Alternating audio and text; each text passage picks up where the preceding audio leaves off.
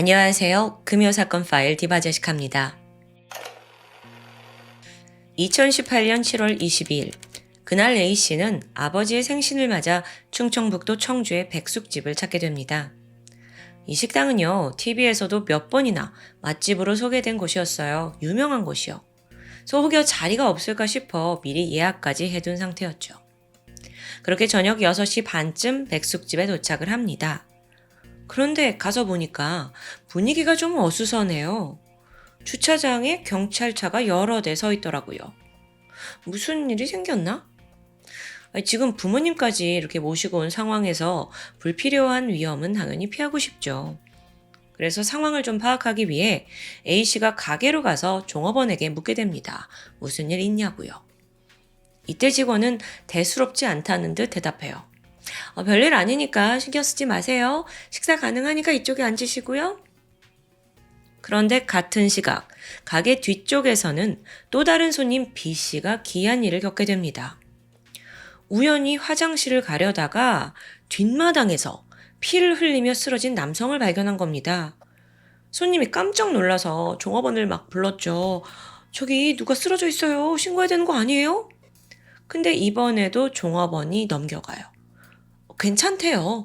자리로 돌아가서 식사하시래요. 아니, 다들 직원들이 별일 아닌 것처럼 구니까 손님들도 별 수 없잖아요. 그래서 결국 A씨네 가족도 B씨 일행도 그대로 자리에 앉았죠. 주문을 하고 기다리고 있었는데 잠시 후 점점 식당 앞으로 경찰차가 늘어납니다. 무려 경찰차 9대가 식당을 막 에워싸는 거예요. 다들 어리둥절하고 또 황당해하면서 아니 여기 있는 게 이거 맞는 거야? 불안해했죠. 그리고 이내 충격적인 사실이 밝혀집니다. 바로 백숙집 이 식당에서 살인사건이 벌어졌던 겁니다. 피해자는 앞서 뒷마당에 쓰러져 있던 50대 남성 최 씨였습니다. 발견 당시 그는 양손과 발이 묶여 있었어요. 또 몸 곳곳에 폭행당한 흔적이 보이고요. 심지어 흉기에 찔려서 다리, 두피, 오른쪽 옆구리에 상처를 입었습니다. 특히나 이 옆구리 상처가 1.8cm 깊이였는데 이게 횡격막과 간 흉벽을 손상시켜요. 그래서 결국 피해자는 과다출혈로 인한 쇼크사를 맞이하게 된 거죠. 한편 경찰은 죽은 피해자가 이 식당 주인과 큰 다툼이 있었다는 걸 파악합니다. 그래서 즉각 사장 57세의 강 씨를 찾아다니기 시작해요. 그런데 여기서 종업원들이 하나같이 사장님 지금 식당에 안 계신데? 어디 계신지 몰라요. 행방을 모른대요. 그래서 경찰이 그럼 연락처를 좀 알려달라 했지만 다들 전화번호가 어디 있더라 막 이러면서 막 다들 모른다는 거예요. 이게 말이 안 되잖아요. 뭔가 사장을 숨겨주는 듯 했고요. 사실 신고가 들어온 직후에 경찰이 굉장히 빠르게 출동을 했기 때문에 그가 만약 범인이라면 멀리 도망쳤을 가능성은 낮습니다. 그렇다면 순간 경찰은 아직 식당에 강 씨가 숨어 있다는 직감이 들었죠. 그래서 여럿이 흩어져서 손님방 하나하나 뒤지기 시작해요. 예상은 적중했습니다. 한쪽 방 안에서 만취 상태로 쓰러져 있는 강 씨를 발견했고 경찰은 즉각 그를 현행범으로 체포합니다. 그렇게 연행된 강 씨, 죽은 최 씨, 두 사람은 어떤 관계였을까요? 현장에 막 이웃 주민들이 몰려들었어요. 그래서 경찰이 탐문을 해보니까 이 백숙집을 운영하는 강 씨의 부인이 피해자 최 씨와 불륜관계였대요. 그래서 분노한 남편이 내연남을 살해한 거다라는 추측성 이야기가 흘러나옵니다. 아직은 카더라 수준이에요. 여기서 경찰에겐 좀 한 가지 이해하기 힘든 부분이 있었죠. 앞서 강 씨가 체포됐을 때 스스로 막 몸을 가누지 못할 정도로 만취된 상태였거든요. 게다가 피해자보다 체격이 훨씬 왜소합니다. 그런 사람이 혼자서 최 씨를 제압할 수 있었을까요? 심지어 더 중요한 게 있는데요. 강 씨는 장애 판정을 받았어요. 그래서 의족을 착용하고 거동이 불편합니다. 그런데도 혼자서 살인까지? 다음으로 경찰은 이 현장에 있던 직원들을 대상으로 한 명씩 탐문을 시작해요. 그런데 자기는 그때 일하고 있어서 아무것도 보지 못했대요. 자긴 저 뒤쪽에 있어서 몰랐대요.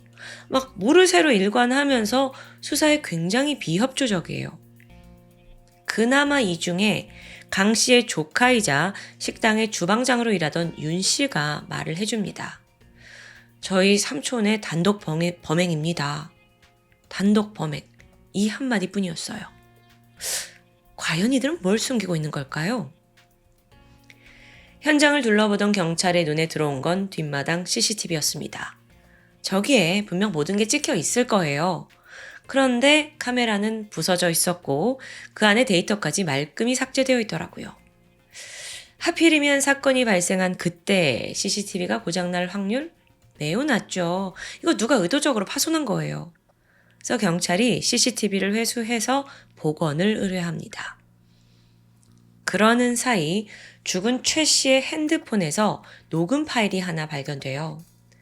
사망 전에 그가 어떤 위험을 느꼈는지 녹음기를 켜둔 건데요. 시간은 저녁 6시, 시신이 발견되기 40분 전이었습니다. 재생 버튼을 눌러보니까 끔찍한 소리가 막 흘러나와요. 너 죽여버릴 거야! 내장을 다 파버려! 이건 백숙집 주인 강 씨의 목소리였습니다. 이어서 욕설, 협박이 난무했고요. 그런데 이 녹음 파일의 뒷부분에 피해자 최 씨가 누군가한테 나 좀 살려줘! 라고 도움을 요청하는 소리가 들어있어요. 즉, 이 현장엔 다른 사람도 있었던 거죠. 때마침 훼손된 CCTV 영상이 다 복구가 돼서 경찰에 도착합니다. 그 안에는 백숙집 사람들 모두가 숨겨왔던 이 사건의 진실이 담겨 있었어요.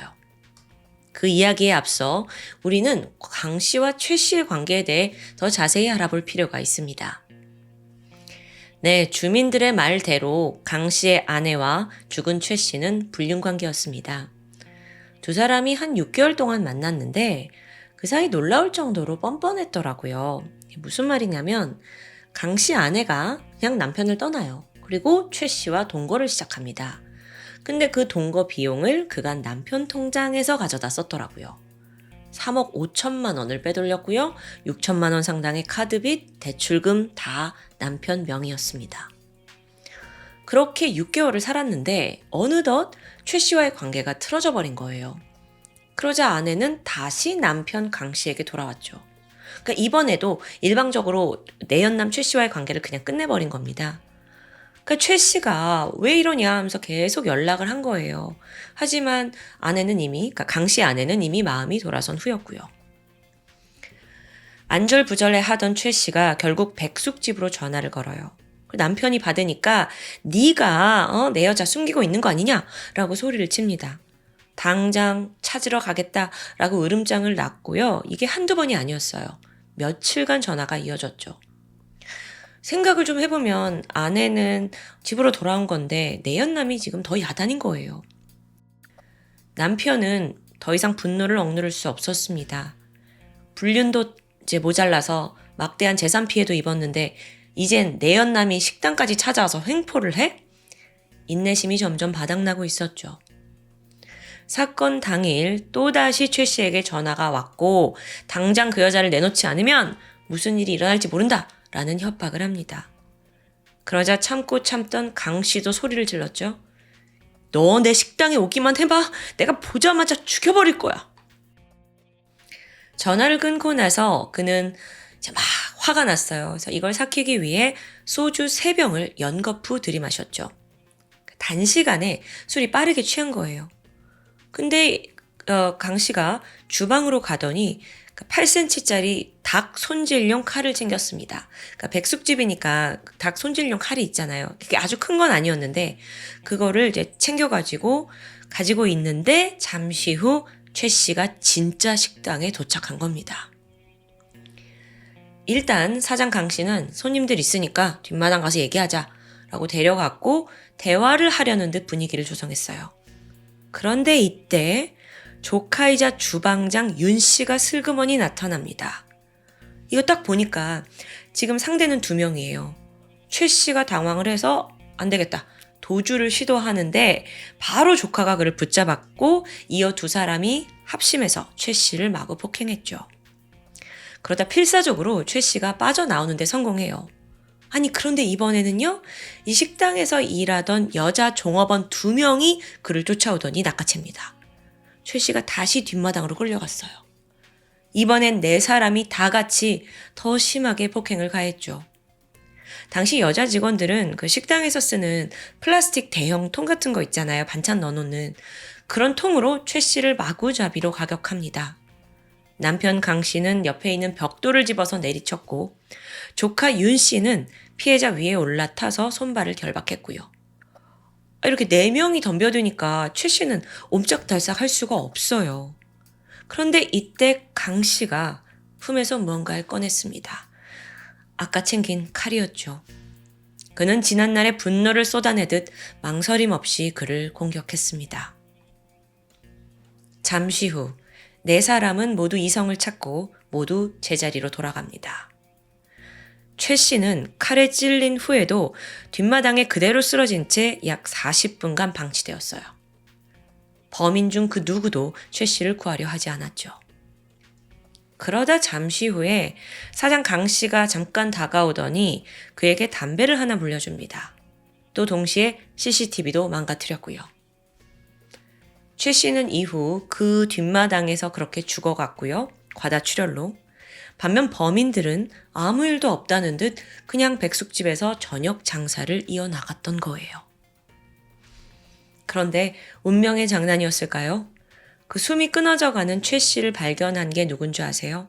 다름 아닌 강 씨의 아들이었어요. 이 상황이 보니까 위급해요. 그래서 아들이 즉시 신고를 했고 곧 경찰이 도착했지만 최 씨는 이미 숨을 거둔 상태였습니다. 추 부검을 해보니까 만약 폭행을 당하고 직후에 바로 병원으로 이송이 됐다면 살 수도 있었을 거다라는 소견이 있었습니다. 일명 청주 백숙집 살인사건. 사실 이 백숙집이 여러 매스컴에 수차례 소개될 만큼 전국적으로 유명한 곳입니다. 게다가 사장 강 씨는요, 착실하고 성실해서 동네에서 평판도 너무 좋아요. 어르신들한테 싹싹하고 또 무료로 식사를 대접하기도 하고요. 그런 강 씨가 살인을 했다라는 사실에 마을 전체가 믿기 힘들다는 반응이었는데요.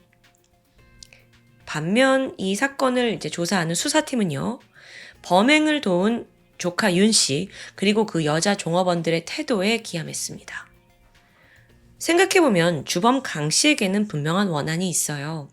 하지만 조카와 종업원들은 사실상 최 씨와 일면식조차 없거든요.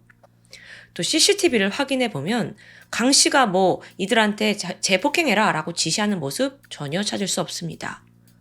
그렇다면 이들은 모두 자발적으로 범행을 도왔다라는 게 성립되는 거예요. 아니 대체 그 이유가 뭘까요?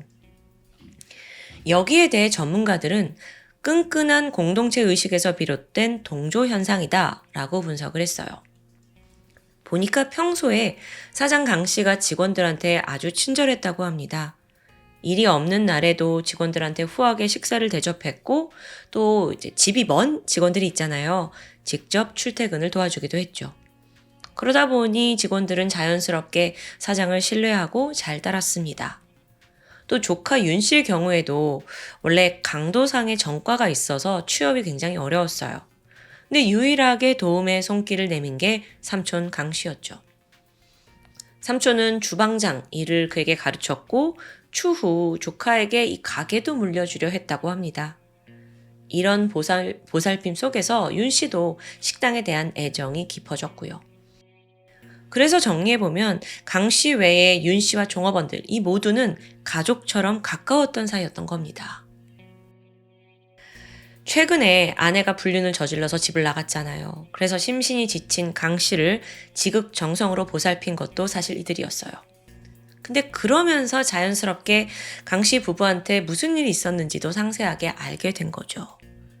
그러던 중 종업원 한 명이 문득 과거에 자기 전 남편의 카드빚을 떠안고 이혼한 경험을 떠올리게 돼요. 점점 저 사장도 나랑 비슷한 처지구나 라는 동정심이 들었고 그렇게 점점 그를 괴롭히는 최 씨가 모두의 적이 되어버리고 만 겁니다. 실제로 경찰 조사에서 직원들은 평소 우리 사장님을 힘들게 한 최 씨가 가게에 찾아와서 제가 화가 불같이 났어요. 라고 진술했어요. 이거 참 보기 힘든 케이스죠. 그런데 여기서 잘 생각해 보면 그래요. 같이 화가 나서 폭행에 가담할 수 있다고 쳐요. 그런데 그 이후에도 아무 일 없다는 듯 다시 식당에서 손님 받고 업무로 돌아갔다는 게 저는 좀 이상하고 섬뜩하게 느껴졌습니다. 보통은 좀 이성 차리고 무섭고 죄책감에 빠질 수 있잖아요. 근데 당시 현장에 나갔던 구급대원에 따르면 이들이 비상식적일 정도로 동요함을 느끼지 않았다고 합니다. 그러니까 동요하지 않아요. 그냥 태어난 거예요. 그 추후 수사 과정에서 당신들 왜 그런 태도를 보였냐라고 물었지만 우리도 잘 모르겠다라는 대답만 나왔었고요. 그렇게 강 씨와 3명의 공범들이 모두 구속이 됐습니다. 결론적으로 주범 강 씨는 1심과 항소심을 걸쳐서 최종 징역 12년형을 선고받았는데요. 이건 살인죄가 아니라 상해치사 혐의를 적용받았기 때문이에요. 자, 살인이 아니었다. 이 재판의 쟁점 자체가 살인의 고의성이 있느냐 없느냐였습니다. 근데 검찰은 앞서 전화해서 너 우리 가게 오면 죽여버릴 거야 라고 말한 점이 이 살인의 고의성이 있다 라고 주장을 한 거예요. 근데 결국에는 그 말은 그냥 화가 나서 분노 표현이다 라고 판단이 됐죠. 또한 강 씨 변호사 측에서 아까 담배를 하나 물려줬잖아요. 여기에 주목을 했습니다. 이건 피해자가 사망할 거라고 아예 예상조차 못했기 때문에 행동한 거다라는 주장이었죠. 그러니까 겁만 주려고 했을 뿐 애초에 공격을 했지만 살인의 의도는 없었다라고 해석될 수 있습니다. 이게 인정이 됐고 강 씨는 12년형을 받은 거예요. 다른 사람들은 공동폭행, 감금죄가 적용이 되면서 조카 윤 씨에겐 징역 5년, 종업원들은 각각 징역 1년 6개월을 선고받으며 사건은 마무리되었습니다. 사실 앞서 인트로를 손님들의 시각에서 시작을 했는데 사실 그 손님들은 얼마나 충격적이었을까요? 거의 평생 잊지 못할 백숙집의 악몽은 아니었을까 싶습니다. 근데 찬찬히 생각해보면 정작 이 비극을 애초에 만들어낸 강 씨 아내에 대해서는 별로 알려진 게 없더라고요. 그런데도 직원들은 사장에게 깊이 공감을 해서 폭행에 가담하고 또 공범까지 됐다는 게 굉장히 유례없는 인상 깊은 사건이었습니다. 아마 댓글에서도 여러 가지 반응이 나올 것 같은데 여러분의 생각은 어떠신가요? 지금까지 금요사건 파일 디바제시카였습니다. 안녕하세요. 금요사건 파일 디바제시카입니다. 2021년 7월 18일 밤 10시 45분 제주시 조천읍의 작은 주택가에 살던 여성 A씨가 밤늦게 식당 일을 마치고 귀가하게 됩니다. 평소처럼 현관문을 열고 들어서는데 그날따라 집안불이 모두 꺼져 있는 게 좀 이상했죠. 집에는 A씨의 중학생 아들 김군이 있었는데 이 시간까지 잠드는 일이 거의 없었기 때문입니다. 집에 들어와서 짐을 정리하고 잠시 후 2층 다락방에 올라선 A씨는 소리를 치며 쓰러지고 말았죠. 16살 아들이 잔혹하게 살해당한 채 쓰러져 있었기 때문입니다. 피해자는 김경현군. 김군의 마지막 모습이 너무도 참혹했어요. 손발이 청테이프로 다 묶여 있었고 코와 입 역시 테이프로 다 막혀 있었죠. 온몸에 곳곳에 폭행의 흔적이 보였는데요. 부검 결과 결정적인 사인은 경부 압박 질식사였습니다. 자, 근데 이 청테이프며 폭행이며 이 상태로 봤을 때 범인이 김군을 정말 작정하고 살해한 듯해요. 그렇다면 보통 이런 건 면식범의 원한에 의한 것으로 볼 수 있겠죠. 근데 여러분, 김군이 평소 마을에서 아주 예의 바르기로 소문이 자자나입니다. 주민들 모두 뭐라고 하냐면 경현이는 10번 마주치면 10번 다 인사를 꾸벅꾸벅 하던 아이다 라면서 착한 모습으로 기억을 하는데요. 사실 나이도 고작 중3, 16살인데 누가 그토록 원한을 가졌다는 말입니까? 혹시 또래 친구들? 아니요. 친구들과의 관계도 매우 좋았어요. 원한 같은 건 말도 안 됐죠. 그렇게 면식범이다라고 용의선상에 두고 수사를 하던 경찰은 예상외로 아주 빠르게 한 인물을 특정합니다. 그는 바로 48살의 남성 백광석 씨였죠. 자, 백 씨는 김군의 어머니인 A 씨와 사실혼 관계에 있던 인물입니다. 그리고 이 사건이 벌어지기 얼마 전인 7월 4일에 A 씨의 집 100m 이내에 접근 금지를 할 수 없다는 조치를 받은 기록이 발견돼요. 무슨 일이 있었다는 거죠. 그가 A 씨와 동거할 당시에 상습적으로 폭행을 저질렀기 때문인데요. 경찰은 백광석이 A 씨에게 원한을 품고 그녀의 아들 김군을 살해한 것으로 보았습니다. 그리고 신속히 그의 행방을 추적하기 시작했죠. 당시 A 씨의 집 주변에 CCTV가 있었어요. 그게 왜 그랬냐면 접근 금지 조치를 받았잖아요. 그래서 그 이후에 경찰이 모니터링을 목적으로 설치를 해둔 겁니다. 그 CCTV 안에 사건 당일 백광석이 A씨 집 안으로 들어가는 장면이 고스란히 남아있어요. 근데 이게 또 대문으로 들어가는 게 아니라 뒤편 담벼락을 타고 들어와서 2층 다락방 창문으로 올라서고 있었죠. 그런데 혼자는 아니었습니다. 영상에 있는 또 다른 남성, 공범이 있었던 건데요. 자, 우선 사건 발생 바로 다음 날인 7월 19일에 그 공범이었던 46살 남성 김신남이 주거지 인근에서 먼저 체포됩니다. 그리고 또 얼마 지나지 않아 백광석 또한 제주에 있는 숙박업소에서 체포가 돼요. 자, 검거가 우선 됐는데 김신남은 나는 백광석 범행을 그냥 도왔을 뿐이지 직접적인 가담은 하지 않았다 라면서 범행을 강하게 부인했죠. 하지만 조사 결과 사건이 일어난 직후에 김신남이 백광석의 체크카드를 이용해서 현금 700만 원을 자기 계좌로 이체한 사실이 확인됩니다. 그렇다면 이건 범행을 뭔가 적극적으로 돕고 그 대가성으로 받았다고 추정해 볼 수 있겠죠. 결정적인 증거였습니다. 그래서 경찰은 이 두 사람을 살인, 주거침입, 절도 등의 혐의로 경찰에 송치하게 돼요. 그리고 이 범행이 너무도 잔인했기 때문에 7월 26일 백광석과 김신남의 신상이 우리에게 공개가 되었죠. 그때 더 자세한 사건 전말도 우리에게 알려졌습니다. A씨와 김군 모자 그리고 백광석의 인연이 시작된 건 5년 전부터였습니다. A씨와 백광석은 중학교 동창이에요. 성인이 된 후에 각자 이혼의 아픔을 겪고 아들을 한 명씩 키우고 있었죠. 그러던 어느 날 A씨가 일하던 식당에 백광석이 찾아오면서 두 사람이 다시 연락을 주고받게 되고요. 백광석이 동창이었던 A씨를 아주 살뜰하게 챙겨줬다고 해요. 그러면서 A씨도 마음을 열게 되었고요. 2018년 11월 두 사람은 교제와 동시에 A씨의 집에서 동거 생활을 시작합니다. 이때 백광석의 아들도 함께 살게 되죠. 자, 그러니까 총 4명이 같이 살고 있다는 건데요. 시간이 지나면서 자연스레 김군과 또 백광석의 사이도 가까워졌습니다. 처음에는 이 김군이 백광석을 아주 잘 따랐다고 합니다. 스스럼 없이 아빠라고 부르기도 했고요. 게다가 백광석의 아들과도 사이가 좋았어요. 그러니까 이 4사람이 정말 마치 처음부터 가족이었던 것처럼 아주 평화로운 날들을 보내게 되죠. 하지만 백광석이 A씨에게 집착을 보이면서부터 이 관계가 틀어지기 시작합니다. 사실 이 백광석이란 놈이 이미 여성에 대한 범죄 전과가 있어요. 지난 2003년에 교제를 하던 여성에게 이별을 통보받게 되는데 그리고 나서 홧김에 그녀의 집에 불을 질렀던 거죠.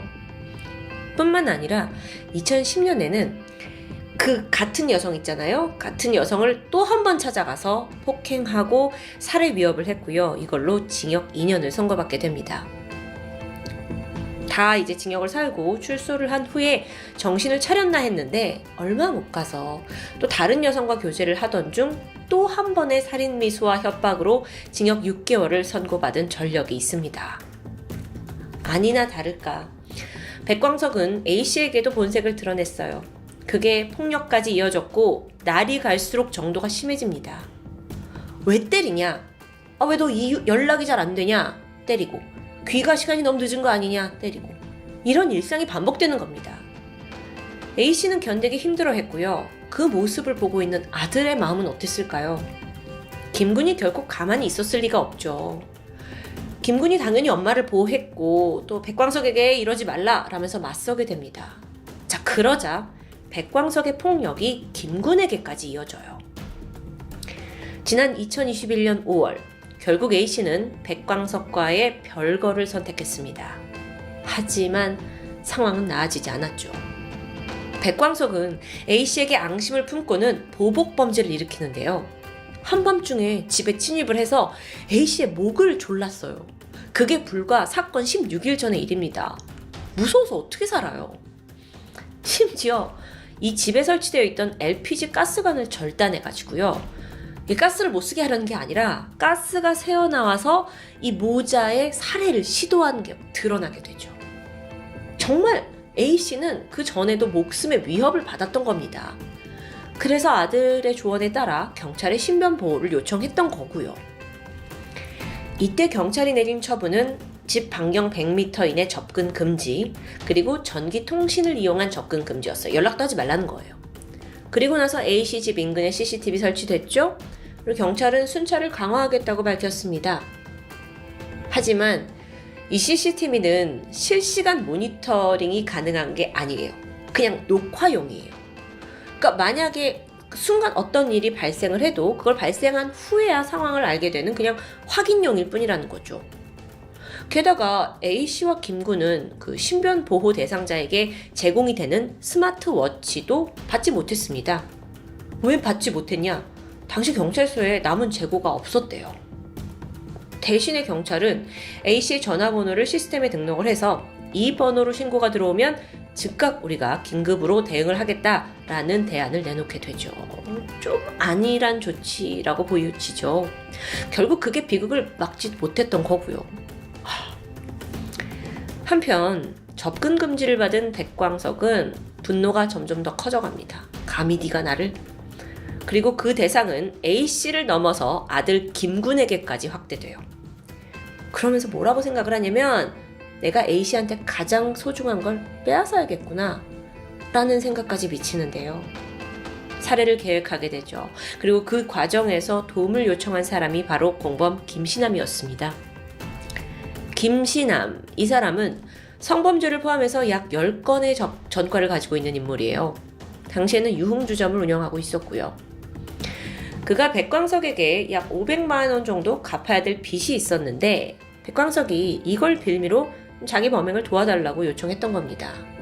자, 그러자 김신남이 이 정도 일이 500만 원 빚 탕감으로는 부족하다. 그러면서 백광석 카드로 자신의 주점에서 100만 원 정도 결제를 하게 하고요. 또 추가로 현금 500만 원을 더 받는 조건으로 범행을 같이 하는 것에 동의를 하게 됐다는데요. 그렇게 협상이 끝났고 이후 두 사람은 A씨 집 주변을 맴돌면서 구체적인 방법을 논의합니다. 그리고 얼마 안 가서 곧장 실행에 돌입했죠. 사건 당일인 7월 18일 오전 7시에 김신남이 철물점에 들러서 청테이프 2개를 구매했어요. 그리고 오전 9시 A씨가 이제 집에서 식당으로 출근을 하게 되죠. 중학생 김군은 집에 혼자 남아있게 된 겁니다. 당시는 7월의 여름방학이었고 또 코로나 때문에 김군이 딱히 외출할 계획이 없었다고 해요. 이후로 백광석과 김신남은 집 근처에서 무려 6시간 동안 계속 대기하면서 적절한 범행 타이밍을 기다렸습니다. 오후 3시 16분 두 사람은 2층의 다락방 창문이 열리는 걸 확인했고 바로 담벼락을 타고 올라가 집 안으로 침입합니다. 미리 준비한 청테이프로 김군을 결박했고 이후 분풀이라도 하듯 이 아이를 잔혹하게 폭행했어요. 추후 범인들 진술에 따르면 처형하듯 했다라는 말을 하기도 했죠. 아이한테. 그러다가 결국 김군의 교복 허리띠를 사용해 목을 졸라 살해합니다. 아이는 무슨 죄예요? 이후에 범인은 각자 행동했어요. 김신남은 범행 도구를 다 챙겨서 현장 빠져나왔고요. 인근 분리수거장에다가 도구들을 버렸다고 해요. 반면에 백광석은 범행 후에 무려 3시간 동안 집안에 남아 있었습니다. 그리고 이때 집안 곳곳에 식용유를 뿌리게 되는데요. 자, 왜 그랬는지 궁금하죠?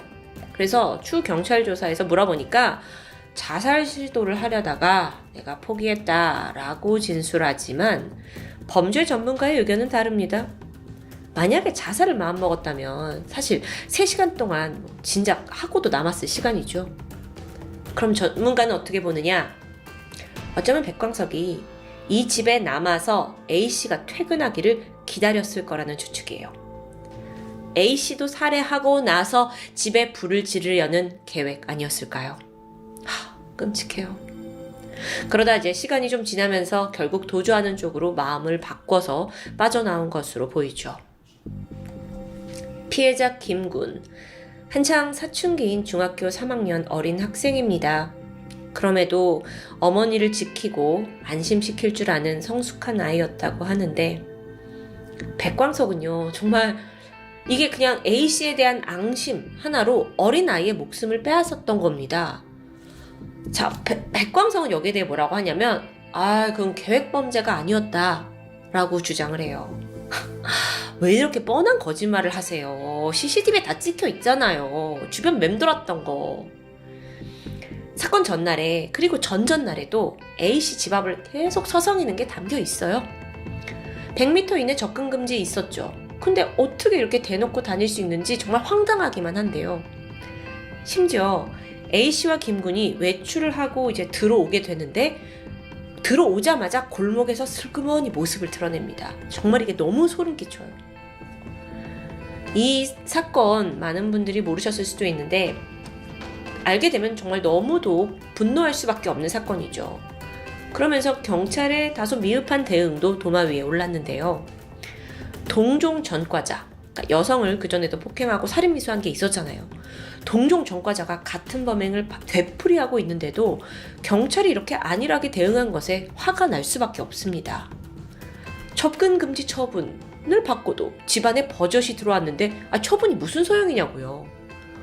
보호용 그 스마트워치, 그 당시에 뭐 여분이 없어서 못 줬다고 했죠. 근데 확인해 보니까 그 다음 날에는 여분이 확보가 됐어요. 그럼에도 당장 지급을 하지 않았다는 게 밝혀지죠. 물론 여기에 대해 제주경찰은 세심하게 대응하지 못해서 죄송하다라는 사죄를 했습니다만 이미 때가 늦었습니다.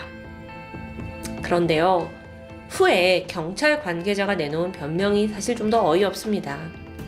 이 담당자의 업무 부담이 너무 컸고 신변 보호에 대한 전문성이 없어서 발생한 사태라는 설명이에요. 아니, 신변 보호에 대한 전문성을 경찰이 모르면 누가 압니까? 그리고 우린 누굴 믿고 신변 보호를 신청합니까? 결국 이 사건을 통해서 경찰은 앞으로 좀 더 철저한 제도를 만들어내겠다, 수립하겠다라고 고민하고 있다고 알려졌는데요.